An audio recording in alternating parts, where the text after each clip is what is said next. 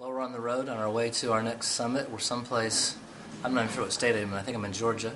But we finished 2 days ago in Memphis area, in Bartlett, Tennessee, and just really an incredible time together.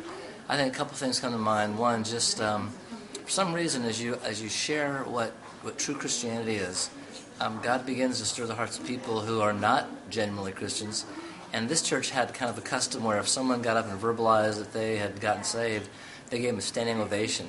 And so this is a church of about 2,000 people, and probably in the 4 testimony services we had, probably 4 hours worth of testimonies, I don't know, 15, 20 people at some point got up and talked about salvation, and the whole church gave them a standing ovation. It was kind of neat. And just to see God use one person sharing how God had met them, and then one lady stood up and said, 15 minutes ago, God found me, and she'd gotten saved. And so this, that was a neat component. Secondly was just the issue of baptisms. The associate pastor was baptized the second week by the pastor. He had made a profession as a child and then got baptized, but really got saved later. And so the pastor baptized the associate pastor in the middle of the service.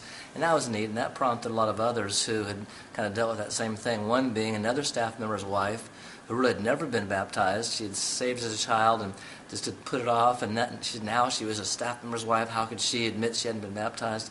And so we saw that kind of one life touch another life in that regards. I think the church staff probably just paved the way by their transparency.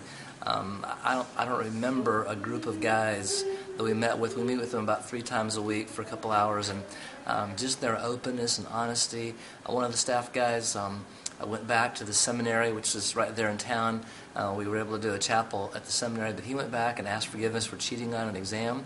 And he said, I may lose my degree. He was working on his doctorate at the time. I may lose my degree and it may mess all that up, but I've got to be right with God. And so he went back and sought forgiveness, and that went really well. One of the other staff members said he had been getting too much in his paycheck for a cell phone deal, and he said, I kind of justified it and said, we'll just give it away. Went back and repaid the church for the money that he had been overpaid in his paycheck.